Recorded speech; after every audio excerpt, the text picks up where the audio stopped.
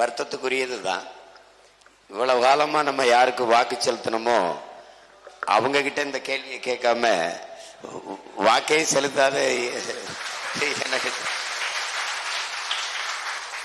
இது இது வந்து ஏன் இடஒதுக்கீடு தரல அப்படின்னு கேட்கறது, அதுக்கு என்ன அதுக்கு நேரம் இல்லை.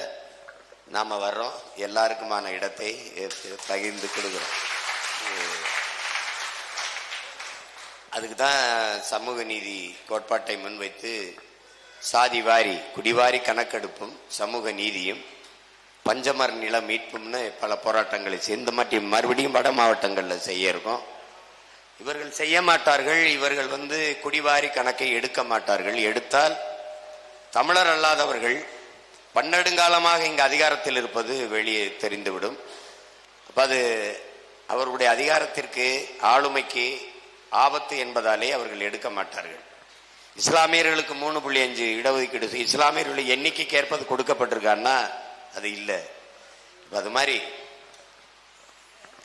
இதுல எல்லாருக்கும் உரிய இட ஒதுக்கீடு கிடையாது, இடப்பகிர்வு, உரிய பங்கீடு நம்முடைய ஆட்சியில் உறுதியாக கொடுக்கப்படும்.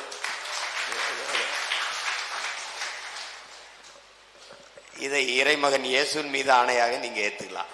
இது நீங்க வந்து என்ன அப்படி அன்னைக்கு சொன்னிய திருச்சியில நீ ஏன் செய்யலைன்னு நீங்க கேட்கலாம், ஒரு நாள் கேட்கலாம். அதுக்கு நம்ம உறுதியா செய்வோம். அது நம்ம கோட்பாடுகளில், கொள்கை முடிவில், நிலைப்பாட்டில் அது ஒன்றா இருக்கு.